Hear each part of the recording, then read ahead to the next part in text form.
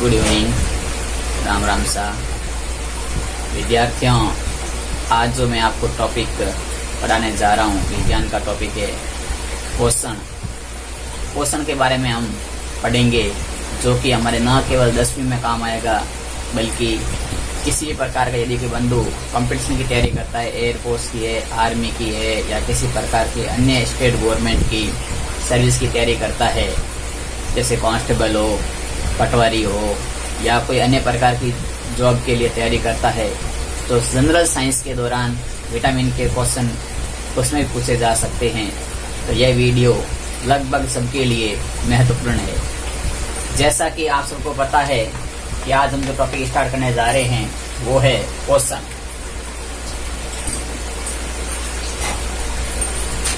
अब पोषण किसे कहते हैं या पोषण क्या होता है? तो पोषण की परिभाषा होती है कि भोजन को ग्रहण करने की प्रक्रिया, भोजन को ग्रहण करने की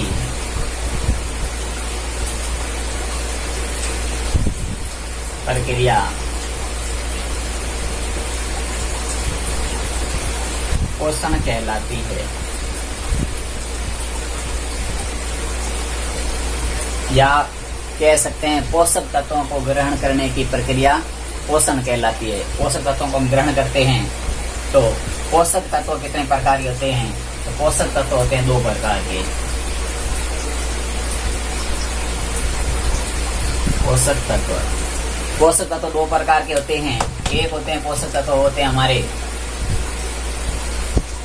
कार्बनिक, और एक होते हैं पोषक तत्व वो होते हैं अकार्बनिक पोषक तत्व। कार्बनिक पोषक तत्व व अकार्बनिक पोषक तत्व, इनके बारे में हम देखते हैं।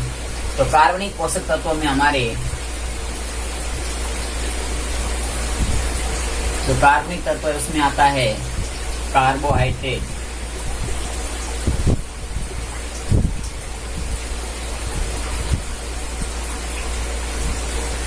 दूसरा आता है विटामिन, तीसरा आता है प्रोटीन, चौथा आता है वसा। यानी कि कार्बोहाइड्रेट, विटामिन, प्रोटीन, वसा, ये जो भोजन के प्रमुख अवयव है ये आते हैं कार्बनिक में। और अकार्बनिक पोषक तत्वों में आते हैं अकार्बनिक पोषक तत्व होते हैं, उनमें आता है खनिज लवण, और दूसरा आता है जल। यानी कि जो हम पोषक तत्व, आज हमारा टॉपिक है पोषण। पोषण के बारे में पढ़ते हैं। पोषण का मतलब होता है भोजन को ग्रहण करने की प्रक्रिया पोषण कहलाती है। यानी कि हम जो पोषक तत्व ग्रहण करते हैं उसी विधि को हम पोषण कहते हैं। और पोषक तत्व में कौन से पदार्थ ग्रहण करते हैं? तो पोषक तत्व में 2 प्रकार के पदार्थ ग्रहण करते हैं, या तो कार्बनिक होते हैं या अकार्बनिक होते हैं। कार्बनिक पदार्थ जिसमें कार्बन उपस्थित होता है, और अकार्बनिक पदार्थ का मतलब होता है जिसमें कार्बन उपस्थित नहीं होता है।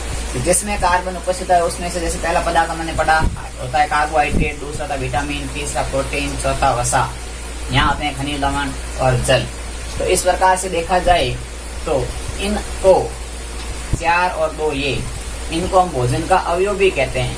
भोजन के अवयव छोटी कक्षा में ये होता है लिखा हुआ कि भोजन के प्रमुख अवयव कौन से हैं। तो भोजन के प्रमुख अवयव कार्बोहाइड्रेट, विटामिन, प्रोटीन, वसा, खनिज लवण और जल, साथ में खाद्य जैसे।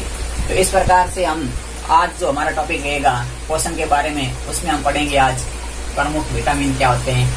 विटामिन के बारे में अपन अध्ययन करने जा रहे हैं। तो चलिए पढ़ते हैं विटामिन। सबसे पहले तो आपको इस प्रश्नों के ऐसे प्रश्न होते हैं कि विटामिन क्या होते हैं। सबसे पहले हम विटामिन के बारे में परिचय लेते हैं। ये विटामिन होते क्या है, इनकी खोज किसने की, इनका नाम किसने दिया, ये सिद्धांत क्या है? तो ऐसे पदार्थ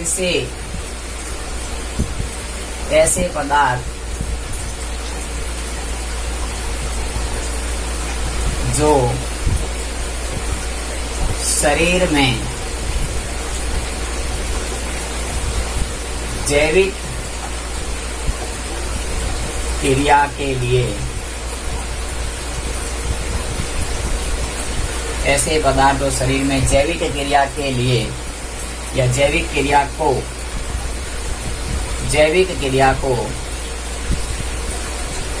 नियंत्रण, ऐसे पदार्थ जो शरीर में जैविक क्रिया को नियंत्रण करने में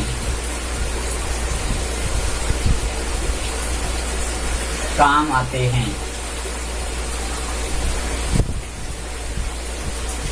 यानी कि ऐसे पदार्थ जो शरीर में जैविक क्रिया को नियंत्रण करने में काम आते हैं तथा बीमारियों से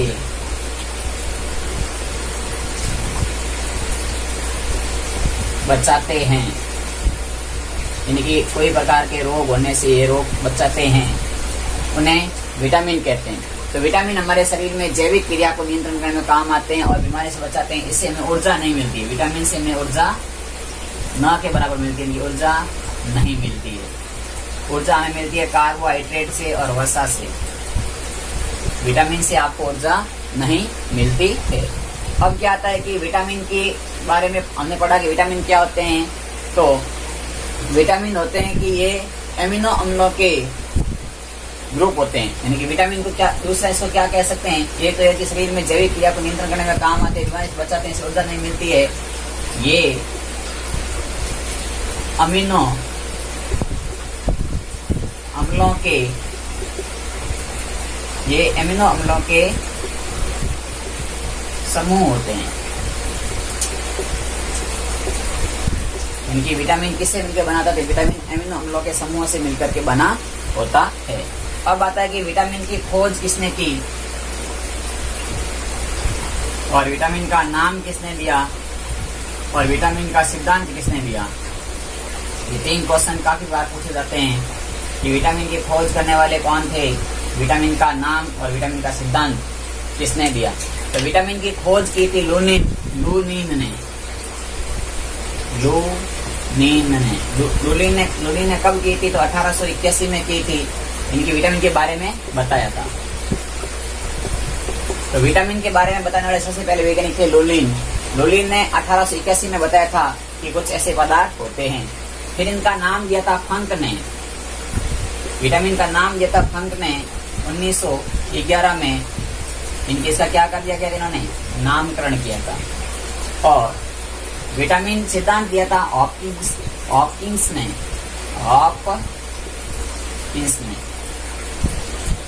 हॉपकिंस ने सिद्धांत दिया था, वो दिया था 1912 में। इनकी विटामिन की सिद्धांत क्या है, विटामिन की थ्योरी क्या है, तो ये सिद्धांत देने वाले थे हॉपकिंस 1912 में।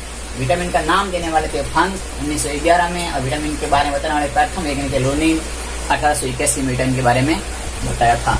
अब आते हैं कि विटामिन कितने प्रकार के होते हैं। विटामिन कितने प्रकार के होते हैं? तो विटामिन को हम मुख्यतः दो भागों में बांटते हैं। विटामिन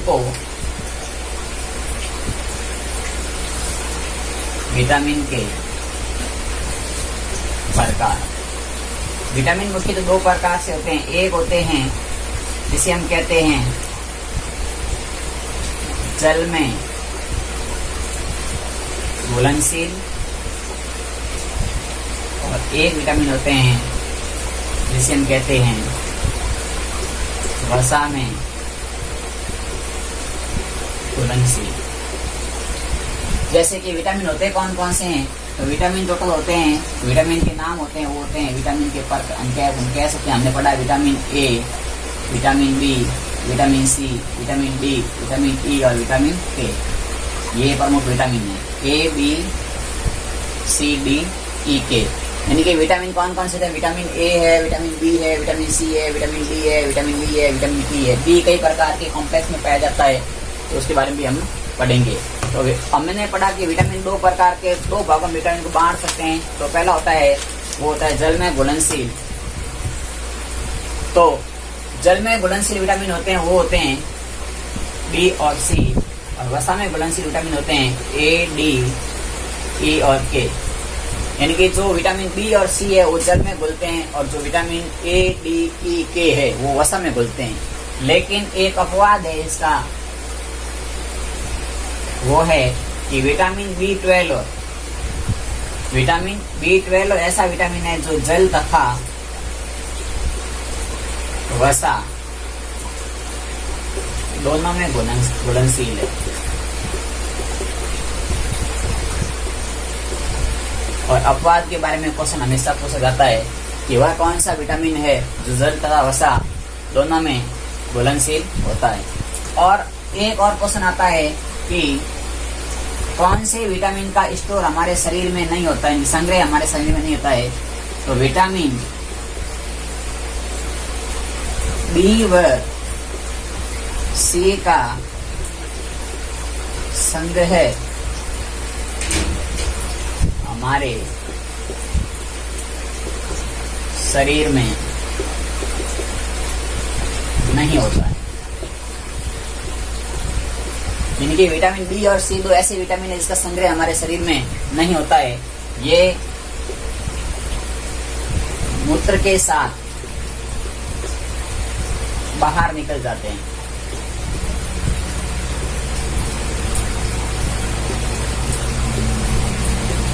तथा ऐसे कौन से विटामिन जिसका संग्रह हमारे शरीर में होता है, तो वो होता है vitamin A, vitamin D, vitamin E, vitamin के व विटामिन B12। यानी कि vitamin A, vitamin D, vitamin E, vitamin के और विटामिन B12 इनका संग्रह हमारे शरीर में संग्रह होता। और इनका शरीर में संग्रह कहाँ होता है, तो ये लीवर में या यकृत में संग्रहित रहते हैं। यानी कि ऐसे विटामिन है जो ये हमारे लीवर या यकृत में संग्रहित रहते हैं। तो आपको पूछा जा सकता है कि कौन से ऐसे विटामिन है जिसका संग्रह शरीर में होता है और कौन से विटामिन ऐसे हैं जो शरीर में संग्रह नहीं होता है। तो बी और सी जो विटामिन है जो शरीर में नहीं रोकते हैं, और ए, डी, ई, के और B12 है जो शरीर में रोकते हैं, संग्रह होता है। इनका संग्रह कहाँ होता है, तो लीवर में या यकृत में होता है। और ये किसके द्वारा बाहर निकल जाते हैं, मूत्र के द्वारा बाहर निकल जाते हैं। और आपको एक अपवाद होता है, ये ध्यान रखना होता है कि B12 एक ऐसा विटामिन है जल तथा वसा दोनों में घुलनशील है। विटामिन के दो भाग कौन से हैं, जल में घुलनशील और वसा में घुलनशील। तो आपने अभी तक, अब हम आज इसके बारे में आगे पढ़ते हैं कि कौन से विटामिन की खोज है सबके। जैसे देखो, विटामिन ए है, विटामिन बी है, विटामिन सी है, डी है, ई और के है। इन सब की खोज करने वाले वैज्ञानिक भी अलग अलग थे। तो विटामिन ए और बी की खोज करने वाले थे मैकेलिन। इनकी मैकेलिन ने इसकी खोज की थी। किसकी खोज की थी, ए और बी की खोज करने वाले वैज्ञानिक थे मैकेलिन। सी की खोज की थी, वो की थी हॉलकर ने। तथा डी की खोज करने वाले थे हॉपकिंस, जिसने थ्योरी दी थी, उसने विटामिन डी की खोज की थी हॉपकिंस। और विटामिन ई की खोज करने वाले थे, वो थे आपके इवांस और बायोस। विटामिन ई की खोज करने वाले थे इवांस व बायोसिप।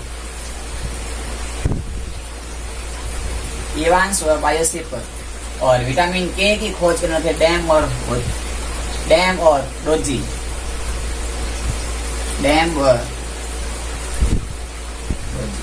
यानी कि आपको पूछा जा सकता है अलग अलग विटामिन के नाम लेकर के। विटामिन ए की खोज किसने की थी, तो मैकलिन ने की थी। विटामिन बी की खोज किसने की, तो वो भी मैकलिन ने की थी। विटामिन सी की खोज किसने की, तो हॉलकर ने की।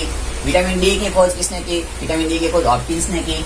विटामिन ई की खोज किसने की थी, तो विटामिन ई की खोज की थी इवांस और बायोसिप ने। विटामिन के की खोज किसने की, तो वो की थी डैम व डोजी ने की थी। तो ये प्रमुख कुछ विटामिनों की खोजें थी, वो भी आपको याद रखनी। अब हम क्या करते हैं कि सब विटामिन के बारे में पढ़ते हैं, ए, बी, सी, डी, इनके सभी अलग अलग पढ़ते हैं। विटामिन ए का रासायनिक नाम क्या है, ये किसमें पाया जाता है, इससे प्रमुख रोग कौन सा होता है, इन सब के बारे में हम अध्ययन करते हैं।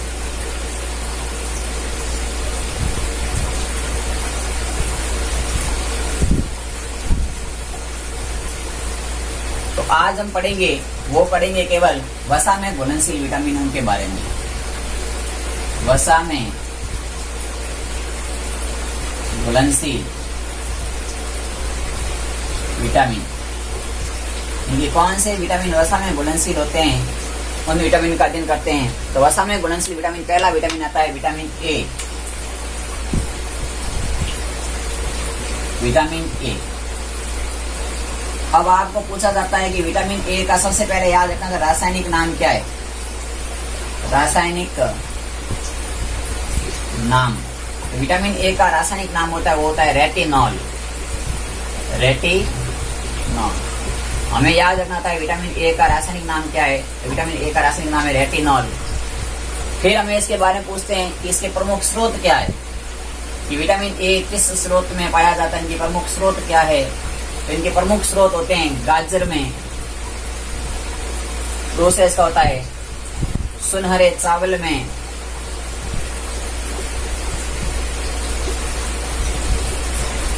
और दूध में, चुकंदर में,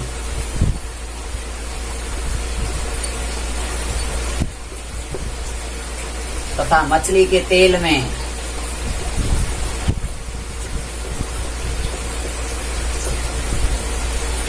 और मांस में, और हरी पत्तेदार सब्जियों में।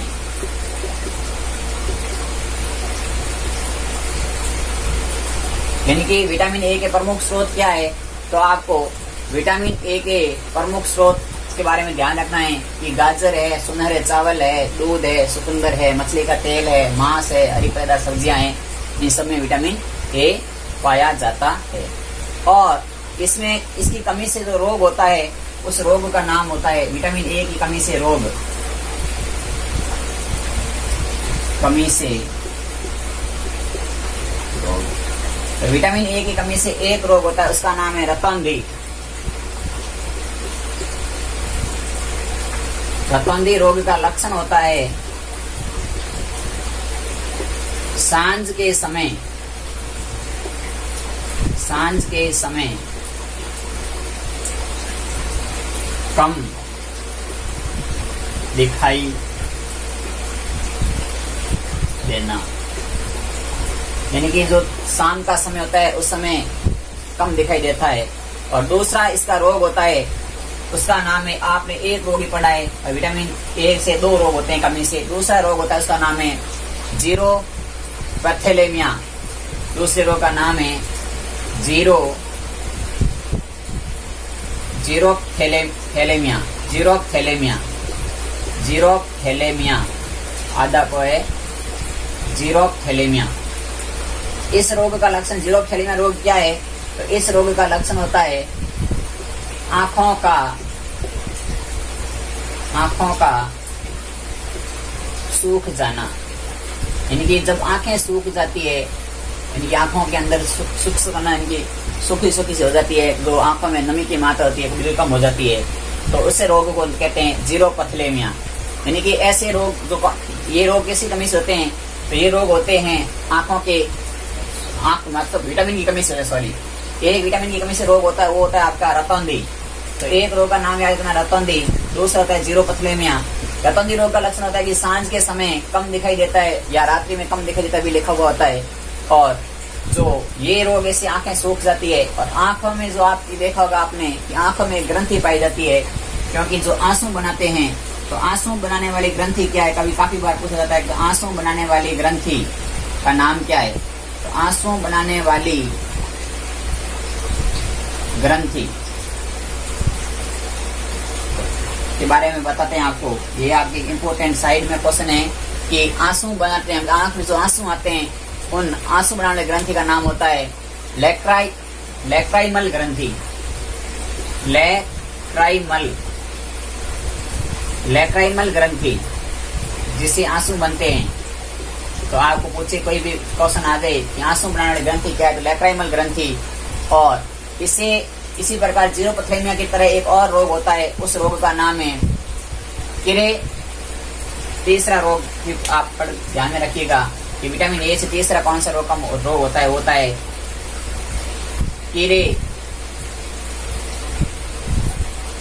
किरेटो मलेशिया, यानी कि किरेटो मलेशिया रोग क्या है?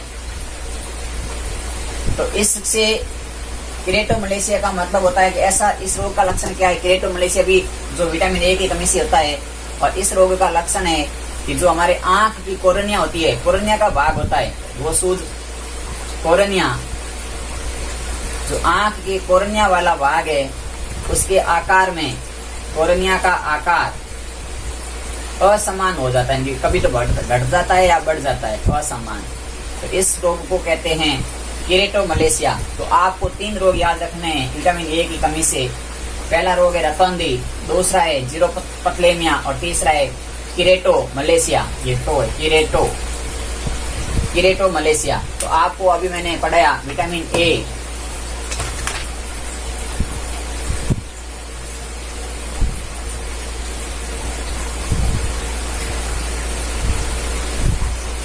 यानी कि विटामिन ए का रासायनिक नाम पढ़ा, विटामिन ए के स्रोत पढ़े, कि इसकी कमी से रोग पढ़े। अब क्या आता है कि टीकाकरण में भी विटामिन ए का काम आता है। तो इसका उपयोग कहाँ होता है? तो उपयोग में हम पढ़ते हैं, चलो आगे लिख लेते हैं। इनकी रासायनिक नाम स्रोत पढ़ लिए, अब हम पढ़ते हैं इसके प्रमुख उपयोग। तो विटामिन ए के प्रमुख उपयोग क्या हो सकते हैं? तो इसका रासायन एक तो आता है कि ये प्रति संक्रमण विटामिन है, और एक इसका नाम है कि टीकाकरण में भी काम आता है, और ये हमारी त्वचा की जो ऊपरी परत होती है उसमें पाया जाता है। तो इसकी 3 बातें ध्यान रखनी चाहिए। और तो एक काम आता है इसका, टीकाकरण में विटामिन ए का प्रयोग किया जाता है। दूसरा होता है कि ये प्रति संक्रमण विटामिन है, किसी प्रकार के संक्रमण को रोकने में काम आता है। जैसे कोई प्रकार का रोग संक्रमण होता है, जैसे कोरोना एक संक्रमण बीमारी है जो एक इंसान से दूसरे इंसान में फैलती है, ये प्रति संक्रमण विटामिन है। और तीसरी बात होती है कि त्वचा की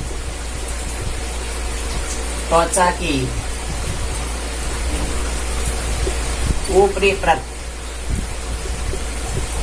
जिसे हम उपकला कहते हैं, उपकला में पाया जाता है। ये था हमारा विटामिन ए।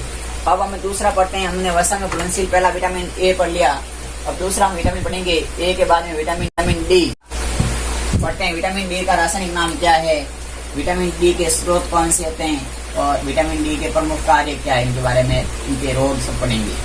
तो विटामिन डी में पढ़ते हैं, सबसे पहले इसका पढ़ते हैं इनका रासायनिक नाम। अभी मैंने आपको पहले बता दिया इनकी खोज किसने की थी। तो रासायनिक नाम होता है इसका विटामिन डी का, वो होता है आपका कैल्सीफिरोल। कैल्सीफिरोल तो आपको पढ़ना है कैल्सीफिरोल। ट्रिक याद रखनी है कि विटामिन डी का रासायनिक नाम कैसे याद करें। तो लिखना है आपको कि कैल्सीफिरोल, विटामिन डी कैल्सीफिरोल है तो कैल्सीफिरोल है, इनके इसका रासायनिक नाम होता है कैल्सीफिरोल। क्योंकि कैल्सीफिरोल क्यों है? क्योंकि इसमें जो हड्डियां होती है उसमें कैल्शियम होता है और वो हड्डियों में पाया जाता है, और ये विटामिन हड्डियों से संबंधित है। तो इस विटामिन को कहते हैं कैल्सीफिरोल, रासायनिक नाम हो गया। इसके प्रमुख स्रोत क्या होते हैं? तो इसके प्रमुख स्रोत होते हैं जिसमें ये पाया जाता है, वो होता है इसका दूध, अंडा, मांस, दालें, मछली का तेल,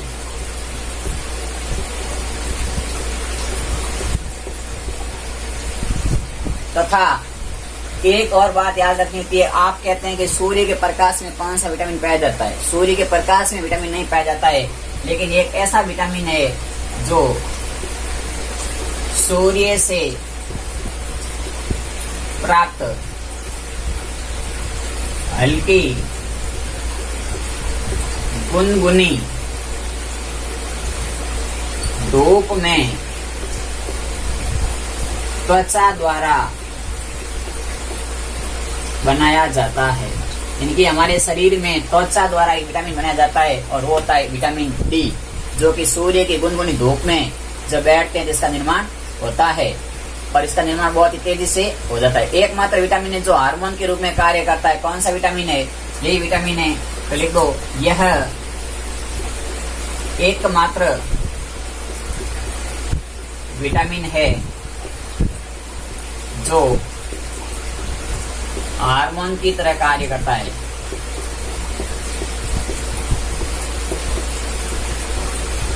यानी कि हार्मोन की तरह कैसे काम करता है, तो आपने देखा होगा कि हमारे शरीर में जो अंतःस्रावी ग्रंथियां होती है उनसे हार्मोन निकलते हैं, और ये भी एक ऐसा विटामिन है जो हमारे शरीर में त्वचा द्वारा बनाया जाता है। तो त्वचा भी शरीर का अंग हो गया, और शरीर के किसी अंग द्वारा किसी प्रकार का रासायनिक पदार्थ या किसी प्रकार का रस बनाना ही तो ग्रंथि होती है।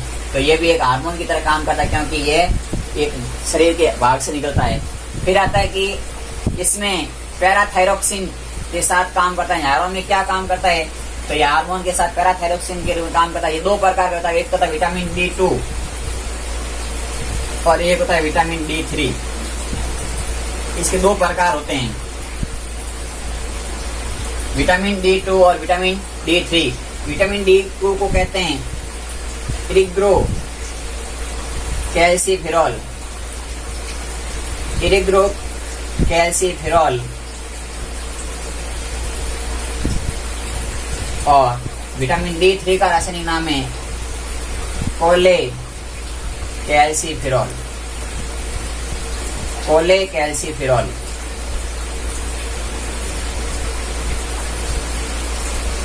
तो आपको पूछे कि विटामिन D2 कितने प्रकार के होते हैं, तो विटामिन D2 दो प्रकार के होता है। एक होता है वो होता है इग्रो कैल्सीफेरॉल और दूसरा होता है कोले कैल्सीफेरॉल। अब आते हैं कि विटामिन D2 की कमी से कौन से रोग होते हैं। तो विटामिन D2 की कमी से पहला रोग होता है, उसे कहते हैं रिकेटस, कमी से रोग। तो इसकी कमी से रोग कौन सा होता है, तो पहला रोग होता है वो होता है रिकेटस, जिसे कहते हैं रिकेट्स।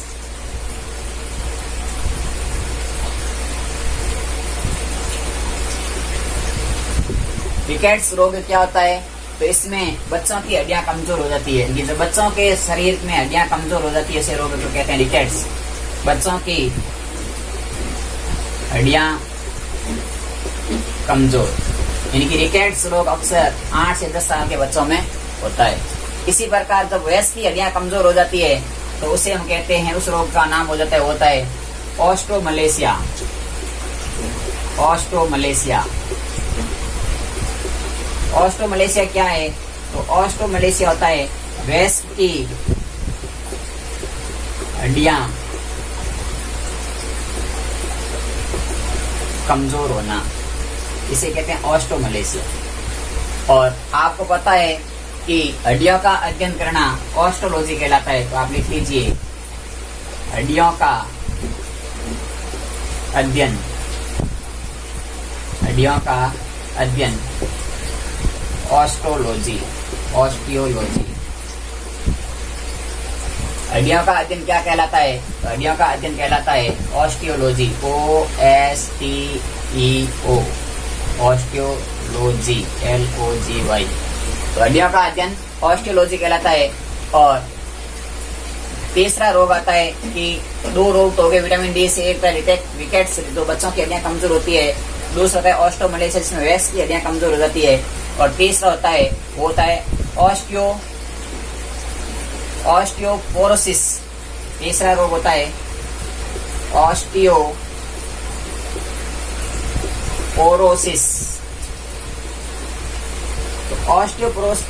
ऑस्टियोपोरोसिस रोग क्या है, तो ऑस्टियोपोरोसिस रोग में क्या होता है कि हमारी जो हड्डियां होती है इसमें छिद्र हो जाते हैं। हड्डियों में छिद्र होना क्या कहलाता है, तो हड्डियों में छिद्र होना कहलाता है ऑस्टियोपोरोसिस। तो इस प्रकार से विटामिन डी से 3 रोग हो गए। एक रोग हो गया रिकेट्स, दूसरा हो गया ऑस्टोमलेशिया, और तीसरा हो गया ऑस्टियोपोरोसिस। तो ऑस्टियोपोरोसिस का लक्षण क्या है कि हड्डियों में छिद्र होना, हड्डियों का अध्ययन ऑस्टियोलॉजी कहलाता है, और वयस्क की हड्डियां कमजोर होना ऑस्टोमलेशिया कहलाता है, और बच्चों की हड्डियां कमजोर होना रिकेट्स कहलाता है। तो ये हमारे जो विटामिन डी की कमी से जो रोग थे वो पढ़े हमने। अगला हमारा विटामिन है वो है विटामिन ई, क्योंकि हम वसा में घुलनशील विटामिन पढ़ रहे हैं। तो पहला वसा विटामिन था वो था ए, उसके बाद था डी, अब है ई। तो वसा में घुलनशील विटामिन पढ़ते हैं ई। तो चलिए देखते हैं विटामिन ई। अब विटामिन ए का रासायनिक नाम क्या है, विटामिन ए के स्रोत क्या है, इनके बारे में हम पढ़ते हैं। विटामिन ई, इसका रासायनिक नाम, तो विटामिन ए का रासायनिक नाम होता है टोकोफेरॉल। टोकोफेरॉल, कैल्सिफेरॉल, उसका नाम था कैल्सिफेरॉल और इसका नाम है टोकोफेरॉल। और इसके स्रोत कौन से हैं, इसके प्रमुख स्रोत है वो है, एक होता है ये कपास के बीज में, कपास के बीज में, एक होता है ये नारियल के तेल में, नारियल के तेल में, एक होता है सूरजमुखी के तेल में, सूरजमुखी के तेल में, मछली के तेल में,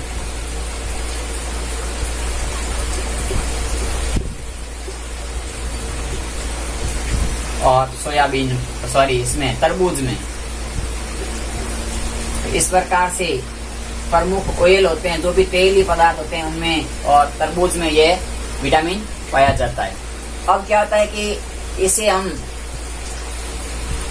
इस विटामिन को हम सहकारक विटामिन भी कहते हैं, और ये विटामिन प्रतिऑक्सीकारक होते हैं। इनके दो और नाम हैं। इस विटामिन को हम सहकारक विटामिन, या इसको कह सकते हैं हम प्रतिऑक्सीकारक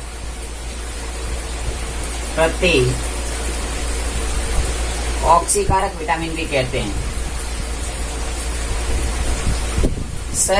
का मतलब होता है कि जो कौन से तत्व विटामिन ए को बनाने में सहायक होते हैं इनकी, तो इसमें एक पदार्थ आता है, वो आता है सहकार का मतलब है ये होते हैं स्कैनियम इसके बने होते हैं। और प्रतिऑक्सीकारक होता है कि ये एंटीऑक्सीकारक इनके होते हैं, जो किसी प्रकार के रोगों से लड़ने के लिए या किसी प्रकार के अन्य प्रकार से जो काम आते हैं, ऑक्सीडेंट काम होते हैं, उनके काम में आते हैं।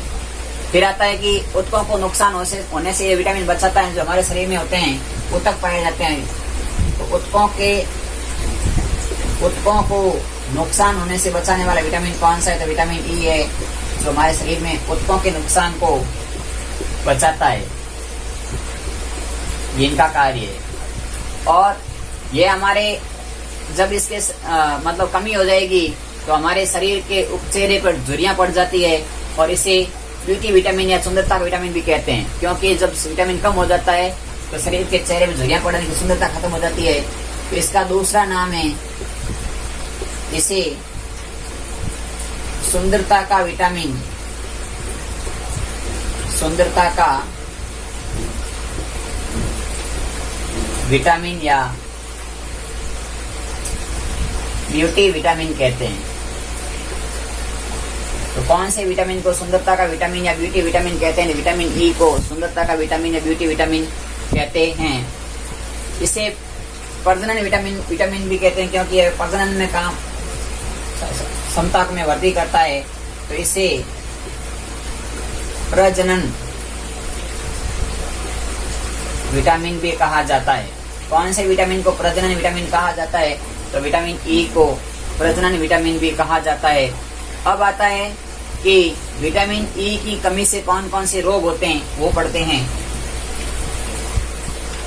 तो विटामिन ई की कमी से होने वाले रोग, विटामिन ई की कमी से रोग, तो विटामिन ई की कमी से पहला रोग होता है, यदि इसकी कमी हो जाएगी तो उम्र से पहले बूढ़ापा आ जाता है, यानी कि उम्र से पहले व्यक्ति बूढ़ा नजर आता है। उम्र से, जैसे बुढ़ापे की उम्र होती है उसमें तो बूढ़ा भी होता है, उम्र से पहले बूढ़ापा आना। दूसरा होता है इसका नपुंसकता,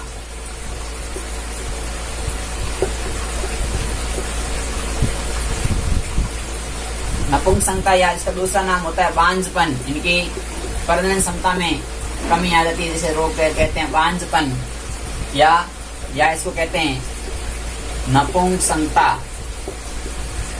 और तीसरा आता है कि प्रजनन क्षमता में कमी, प्रजनन क्षमता में कमी। तो आपको कोई पूछे कि विटामिन डी से कौन कौन से रोग होते हैं, तो उम्र से पहले बुढ़ापा आना, बांझपन या नपुंसकता और प्रजनन क्षमता में कमी। अगला हमारा इसका जो वसा में घुलनशील विटामिन के है वो पढ़ते हैं कि विटामिन के का रासायनिक नाम क्या है। तो विटामिन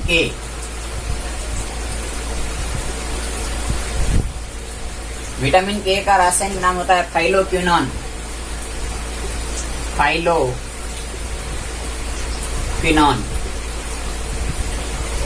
फाइलोक्विनोन तथा ये हरी सब्जियों में इसके स्रोत होते हैं। हरी सब्जी,